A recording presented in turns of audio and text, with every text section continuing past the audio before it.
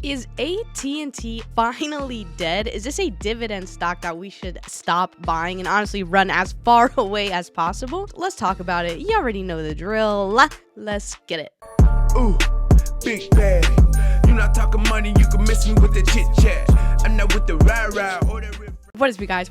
Welcome back to my channel. Nikki here, and in today's video, we're talking about AT&T. We're talking about this dividend aristocrat stock that now is in hot water, and quite frankly, I feel like it's been in hot water for a hot minute, kind of for good reason. We'll talk about that in a second, but I have already, you guys, beaten the AT&T concept and discussion to death a little bit, and I will go ahead and link down in the first comment below my more in-depth thoughts about AT&T and the spinoff and everything that, you know, just more in-depth stuff, okay? I will link that down in the first comment below. You can check it out after this video, but look, people are losing their damn minds over this, and they really hurt y'all, okay? You got some trust issues. You're fat, beautiful. 8.5-9% dividend is now going to be cut to a measly yet still over average 4.5 to 5%, and you're pretty much up in arms about it. So they finally will have more cash in hand from this whole spinoff, this whole situation, and because of the dividend pay cut, so they can then pay down these insane, and I mean honestly insane amounts of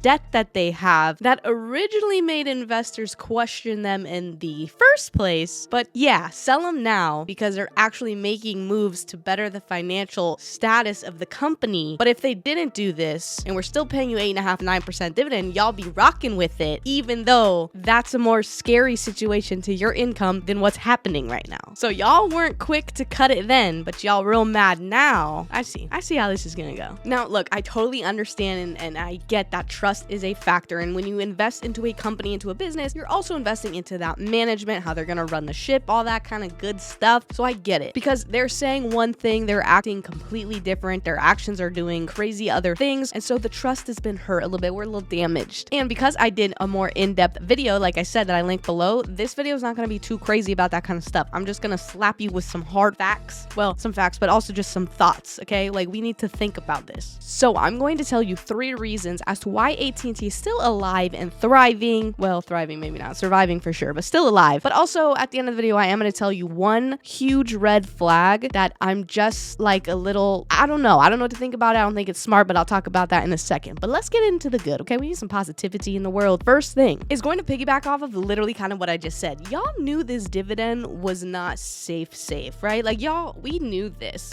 right? Like, I hope we all knew that. And quite frankly, every single dividend that every company is paying out, whether that's a 1-year dividend history or a 65-year dividend history, it's never guaranteed that you will make that money, okay? I want to say it one more time for y'all in the back. It's never guaranteed that you will get that money. So if I'm looking at this like from an actual business perspective, the 50-ish% dividend cut, honestly, for them should be a lot more given the debts that they have. It should be a 60-70% cut. And y'all can come at me if you want to, but it just makes more sense. They could pay off those debts and handle a lot of other things a lot quicker, but they're still keeping a very good dividend. I'm looking at this obviously from the perspective of someone my age who's going to be holding stocks for 30, 40 years, and over time they can build that back. If this is your sole income right now, it's a whole different damn situation, okay? Don't ask me. Talk to some tax professional. I don't know if you would talk to a tax professional about this. I guess you talk to an accountant, a fund manager, I don't know, somebody else, not me. I would rather take a dividend paying company, even at a 3%, which is still good, 3.5%, with lower controllable debt and higher cash flow every day of the week over a company that's paying me 8, 9, 10% insane amounts of debt, and the cash flow ain't covering it. It's not doing enough, because every time I get one of those dividend paychecks, it could be the last, because I know they're pushing the limits of what they can actually be doing. They're just trying to satisfy me, which we like that. I just made that so weird, okay? But you get what I'm saying, okay? We have to take a step back and really understand this, okay? So stop tripping over that. The second thing I want to talk about, I always talk about in my videos about how important it is to really look at these companies in the grand scheme of things with where we're at in the country, where we're at in the world, which right now is a little bit scary. I can't lie. But what does does this business do and what makes up the bulk of this business? And the first few things that come to mind are internet and telecommunications, okay? Cell phones, 5G, 4G, whatever it is. What G are we on? Someone help me. 5G, 6G?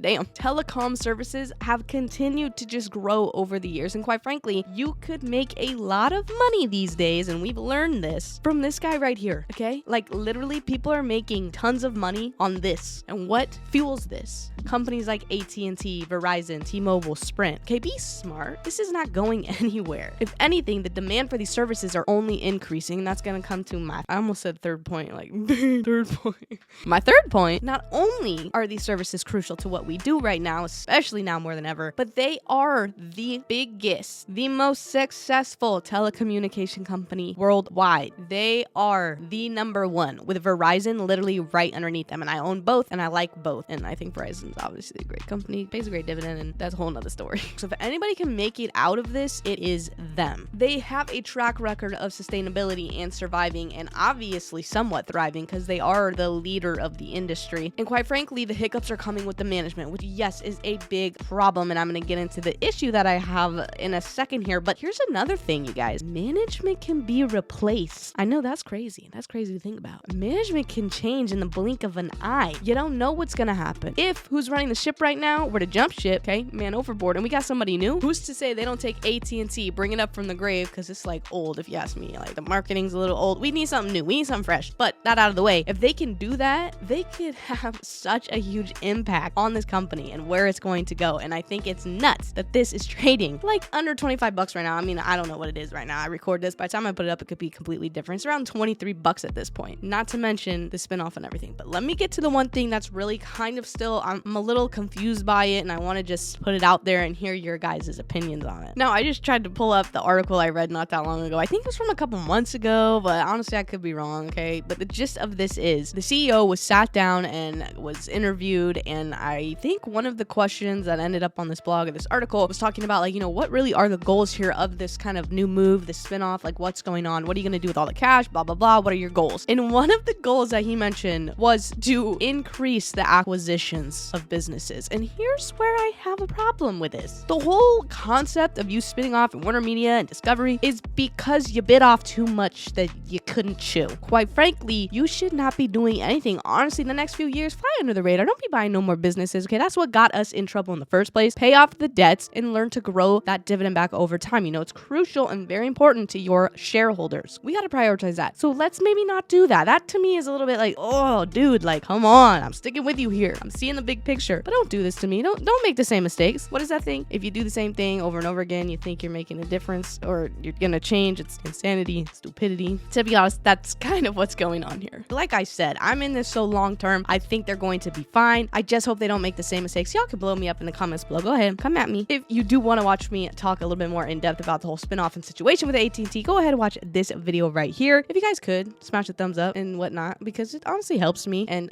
YouTube right now is really the only thing in my life that kind of brings me any little bit of joy. So that's depressing, but true. If you guys made it this far in the video, you already know I absolutely love you. And I will see you in the next video. Bye, guys.